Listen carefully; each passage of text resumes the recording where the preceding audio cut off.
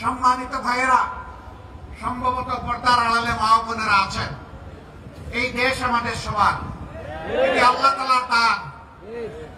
এই দেশ দফায় দফায় সাগর সাগর রক্তের বিনিময়ে বারবার মুক্তির জন্য আহাজারি করেছে।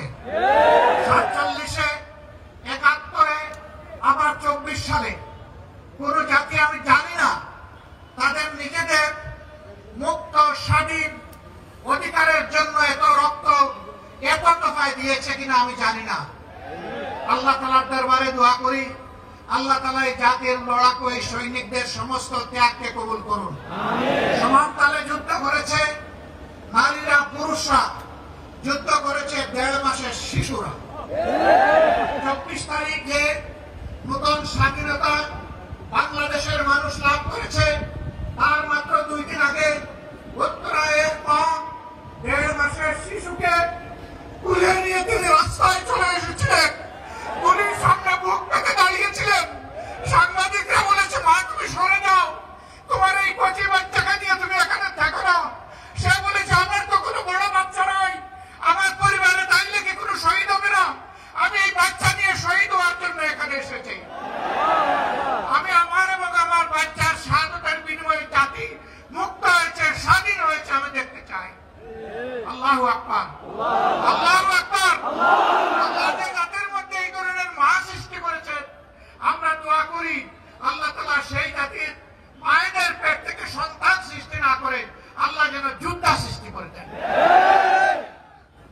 সম্মানিত ভাইয়েরা, অতীতের বঞ্চনা কষ্টের দিকে ফিরে যাব না, এর সাক্ষী এদেশের জনগণ এবং সারা বিশ্ববাসী। আমরা শুধু এটুকু বলি, এর থেকে কত আগত অনাগত আমাদের সকলের জন্য শিক্ষা হয়। জাতির সাথে গাদ্দারি করলে, জাতির সেবক হয়ে আসার ঘোষণা দিয়ে মালিক বনে গেলে কি পরিণতি বরণ করতে হয়, এর থেকে আমরা সারা দেশবাসী যেন শিক্ষা গ্রহণ করতে পারি। যদি আমরা শিক্ষা গ্রহণ করি, আমরা বিশ্বাস করি আগামীতে স্বৈরাচারের এমন কোন স্বৈরাচারের জন্ম হবে না, যারা ক্ষমতায় থাকা অবস্থায় জনগণের অর্থে কিনা অস্ত্র আর বুলেট জনগণের বুকে ছোড়ার দুঃসাহস করবে। আমরা এমন নতুন কোন, আজ হোক কাল হোক নিকটে হোক দূরে হোক, এমন কোন সন্ত্রাসী সরকার দেখতে চাই না। তাহলে কি করতে হবে? বাংলাদেশটাকে এক করতে হবে।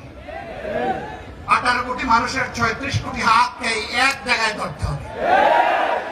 বিশ্বকে জানান দিতে হবে দেশ এবং জাতির স্বার্থে আমাদের মধ্যে কোনো বিভাজন নেই। যত বিভাজন রেখা তৈরি করা হয়েছিল সবগুলোকে আমরা পায়ের নিচে ফেলে দিয়েছি। আর আমরা কাউকে জাতিকে বিভক্ত করার সুযোগ দেব না।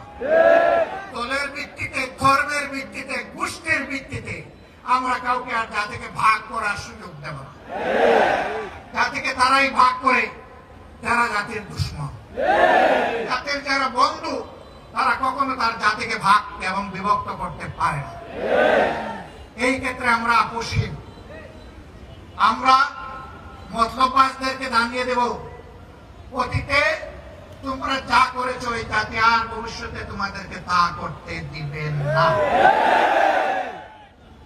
আমরা জানিয়ে দেব, এখন থেকে বাংলাদেশের মানুষ কালোকে কালো বলবে, সাদাকে সাদা বলবে। এখানে সাংবাদিক বন্ধুরা এসেছে, এই জগৎ সাক্ষী। সাংবাদিকদেরকে বলা হয় জাতির দর্পণ বা আয়না, মিডিয়াকে বলা হয় জাতির দর্পণ বা আয়না, সাংবাদিকদেরকে বলা হয় জাতির বিবেক। আমাকে একজন সাংবাদিক প্রশ্ন করেছে, আপনাদের বক্তব্য ইদানিং আমরা শুনছি, জাতি আপনাদের বক্তব্য বিবেচনায় নিচ্ছে, এই বক্তব্যগুলো আগে আমরা শুনতে পেলাম না কেন? আমি জবাব দিলাম যে স্বৈরাচাররা আমাদের বক্তব্য জাতির সামনে পেশ করার সুযোগ দেয়নি, তাই আপনারা শুনতে পারেন। আমি তাকে প্রশ্ন করলাম, আজকে আপনার আমাকে ইন্টারভিউ করছেন, গত 15.5 বছর কি একবারও আপনার ইচ্ছা হয়েছিল যে আমার ইন্টারভিউটা করার বা আমাদের দলের কারো ইন্টারভিউ? বলে জি না। আপনারা দেখেছেন বাংলা মিশনের আমার সেই ইন্টারভিউ আপনারা দেখেছেন? তিনি বলছেন জি না। আমি বললাম কেন আসলেন না? বলে যে পরিবেশ ছিল না। বলে তাইলে আপনার প্রশ্নের জবাব আপনার কাছেই আছে, আমার কাছে চাইতে হবে। আমরা কি চাই? আমরা চাই এমন একটি দেশ হবে যেই দেশে কোনো বৈষম্য থাকবে না। বলবেন যে বৈষম্য তো সব জায়গায় দেখি কম বেশি। আর বৈষম্য থাকবে না তার মানে সবার উচ্চতা গলা কেটে সমান করে দিতে হবে, তাই না? না, আল্লাহ যাকে যেটুকু নিয়ামত দিয়েছেন, ইজ্জত দিয়েছেন, তিনি তার ইজ্জত অনুযায়ী জাতির কাছে মর্যাদা পাবেন। একজন সাধারণ শ্রমিক, তাকে আমি অবহেলা করব না, কারণ আমার নবী বলেছেন তার গায়ের ঘামের ফুটা শুকাবার আগে তার পারিশ্রমিক, তার পাওনা তার হাতে তুলে দাও। বলবেন তাহলে কি প্রতিদিন বেতন দিতে হবে? হ্যাঁ, যদি শ্রমিকরা চায় প্রতিদিন দিতে হবে। আর যদি বলে যে না মাসের শেষে আমার বেতনটা ঠিক মতো আমাকে দিয়ে দিয়ে, তাহলে সেভাবেই দেবেন। এখানে কোনো ধরনের তাল বাহানা চলবে না। তবে আমাদের দেশে মধ্যপ্রাচ্যরা মালিক এবং শ্রমিকের মাঝে সংঘর্ষ বাধায় রাখে। যদি উদ্যোক্তা মালিক না থাকে, আমার শ্রমিককে কোথায় কাজ করবে? শিল্প যদি না বাঁচে, আমার কর্মসংস্থান কোথায় হবে? যারাই সমাজের দুশ্মন, তারাই শিল্প ধ্বংস করতে চায়। তারা শ্রমিকদের আবেগকে উস্কে দিয়ে রাস্তায় নামায়, মরে শ্রমিকরা বেনিফিট নিয়ে করে বসে তারা। আবার কিছু মালিক আছেন, তারা চান যে শ্রমিকের শুধু ঘাম নয়, পারলে রক্তটাই নিয়ে নেই। এটা অন্যায়, এটা অন্যায়। শিল্প তারা বাঁচাবে, আপনি তাদেরকে বাঁচতে দিন।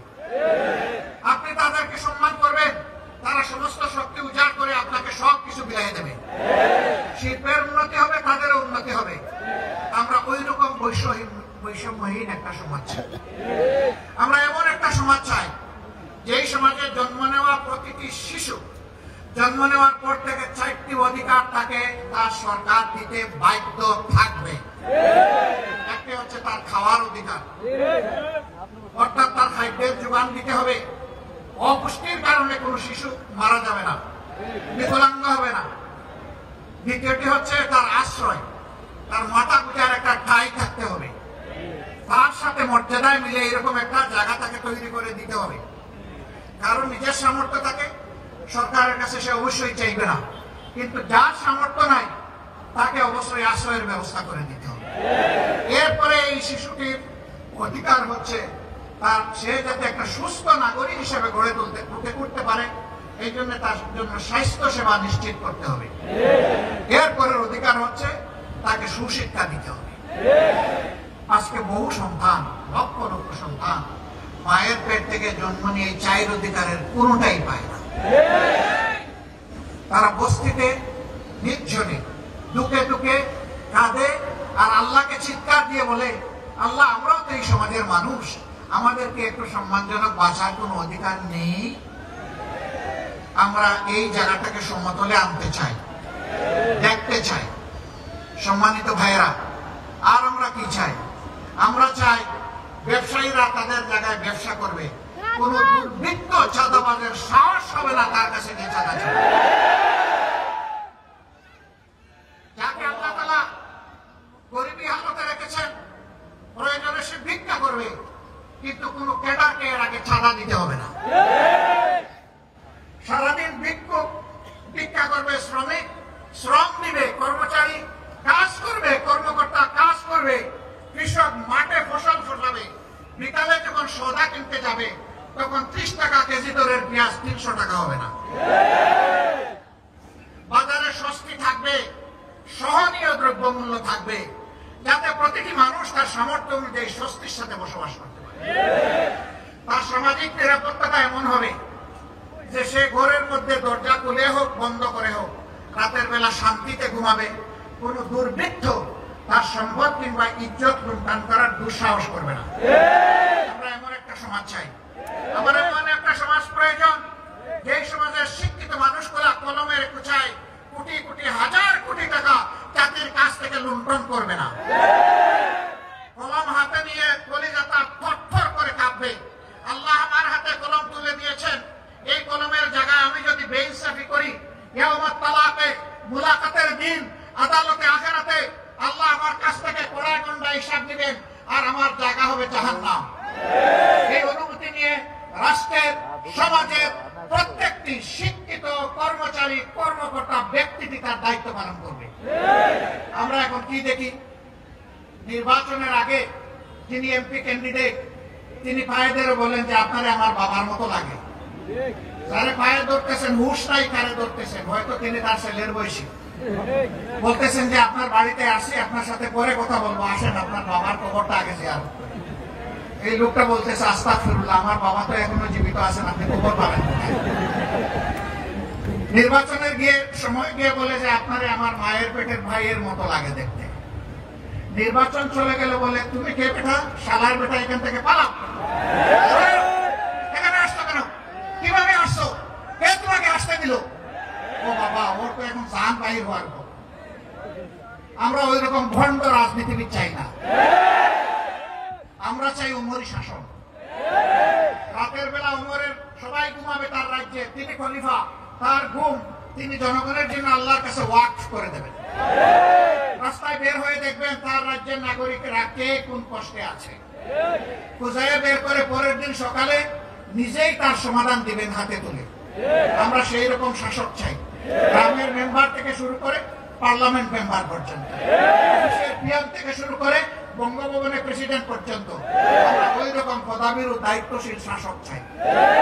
এই শাসক হলে আপনারা কি মন খারাপ করবেন? এরকম শাসক হইলে আমরা সবাই চাই, কিন্তু সবাই চায় না। গরম ভাতে বিড়াল বেজার। গরম ভাত হলে মালিকের ভালো লাগে খাইতে, কিন্তু বিড়ালের যে মুখ পুড়ে। যারা মতলববাজ, লোভী লোকেরা, তারা এটা চাইবে না, বলবে যে তারা কারা, তারা আপনাদের সমাজের লোক। এই সমাজ থেকেই আপনাকে বাছাই করে নিতে হবে। আল্লাহর আসমান থেকে আল্লাহ ফেরেশতা পাঠাইয়া এমপি এবং গ্রামের মেম্বার বানায় দিবেন না। এই মানুষের মধ্য থেকেই আল্লাহ চান যে মানুষের সমাজের শৃঙ্খলা বিধানের জন্য, ন্যায় বিচার কায়েম করার জন্য আল্লাহ কাউকে না কাউকে দায়িত্ব দেবেন। এখন আদালতে বসে, আমাকে মাফ করবেন, আমি কাউকে কষ্ট দেওয়ার জন্য বলছি না, বাস্তব অবস্থার জন্য বলছি। আদালতে বসে একজন বিচারক যদি ঘুষ খান, আদালতে বসে কোনো বিচারক যদি বলে আমি শপথবদ্ধ রাজনীতিবিদ, তাহলে তার কাছে কি ন্যায় বিচার পাওয়া যাবে? যাবে না। আমরা কোনো শপথবদ্ধ রাজনীতিবিদকে আদালতের বিচারক হিসাবে দেখতে চাই না। একজন সরকারি কর্মকর্তা কর্মচারী তিনি রাষ্ট্রের সেবক, কিন্তু দল, গোষ্ঠী কিংবা ব্যক্তির সেবক নয়। আমরা এমন কোন কর্মকর্তা কর্মচারী আগামীতে দেখতে চাই না যে যাদেরকে বাধ্য করা হবে রাষ্ট্র, জনগণ বাদ দিয়ে গোষ্ঠীর পূজা করার জন্য। এমন একটা দেশ আমাদের সকলের কামনা, সেই দেশটা আমাদেরকেই গড়তে হবে ইনশাআল্লাহ। বাংলাদেশ জামাতে ইসলামী কমিটেড 15.5 বছর ইতিহাসের বর্বরতম নির্যাতন চালানো হয়েছে জামাতে ইসলামের উপর। 1-2 করে 11 জন শীর্ষ নেতাকে হত্যা করা হয়েছে, জুলুম করে বিচারিক হত্যাকাণ্ড ঘটানো হয়েছে। তার সর্বশেষ দুঃখজনক ঘটনার শিকার হয়েছেন আমাদের কলিজার টুকরা আল্লামা দেলাওয়ার হোসেন সাঈদ। শহীদ আমিরে জামান মৌলানা মতিউর রহমান নিজামী থেকে শুরু করে অধ্যাপক গোলাম আজম রাহিমাহুল্লাহ থেকে শুরু করে যাদেরকে হত্যা করা হয়েছে, আমরা দেখতে চাই এই জগতে সেই হত্যাকারীদের বিচার হয়েছে। হত্যার পরিকল্পনাকারী, মাস্টার মাইন্ড, হত্যা বাস্তবায়নকারী, আদালতে বসে যারা দুষ্ট রায় দিয়েছে তারা, যারা মিথ্যা সাক্ষী দিয়েছে তারা, ইনভেস্টিগেশন করতে গিয়ে যারা নাটক বানিয়েছে তারা, এদের কেউ যেন সেই অপরাধ থেকে রেহাই না পায়। সম্মানিত বন্ধুগণ, শুধু কি আমাদের নেতৃবৃন্দকে আর কর্মীদেরকে হত্যা করা হয়েছে না, এরা গোটা জাতিকে হত্যা করতে চেয়েছিল। সেনাবাহিনীর 57 জন কমিটেড চৌকস দেশপ্রেমিক অফিসারকে নির্মমভাবে ক্ষমতায় আসার মাত্র 2 মাসের ভিতরে হত্যা করা হয়েছে।